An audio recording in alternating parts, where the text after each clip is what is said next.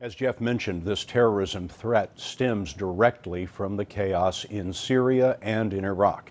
An extremist Islamic group called ISIS holds part of northern Syria and a large section of Iraq. ISIS is of the Sunni branch of Islam. It's fighting Iraq's government, which is dominated by Shia Muslims. A Kurdish ethnic group in the north is also seeking independence. Yesterday, the Iraqi parliament failed to form a government to reconcile these factions, and today, the prime minister announced something else has to come first. Charlie D'Agata is in Baghdad. This is Iraqi Prime Minister Nouri al-Maliki's top priority. Defeating ISIS militants, he said today, must come first. Politics would come later. There will be no new government, as he had promised, until the fighting was contained. There's been no sign of that. While Sunni insurgents and largely Shiite forces fought for control of parts of the country, in the north, the Kurds have drawn their line in the sand too.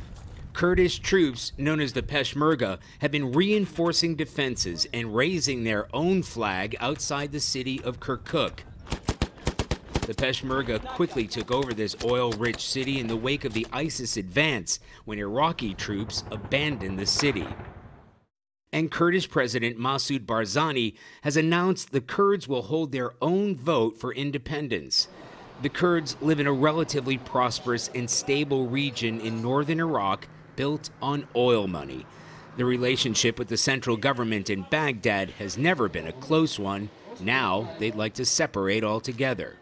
Today, al-Maliki said that would be illegal.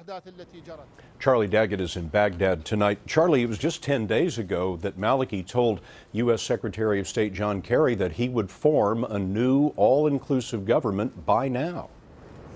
Yeah, Scott, this is essentially an 180-degree turn. It's just about the opposite of what U.S. officials were hoping for or even been promised. Now, they have repeatedly insisted that any major military support would be dependent on al-Maliki at least taking the first steps toward forming a new inclusive government first. Charlie D'Agata in Baghdad. Thank you, Charlie.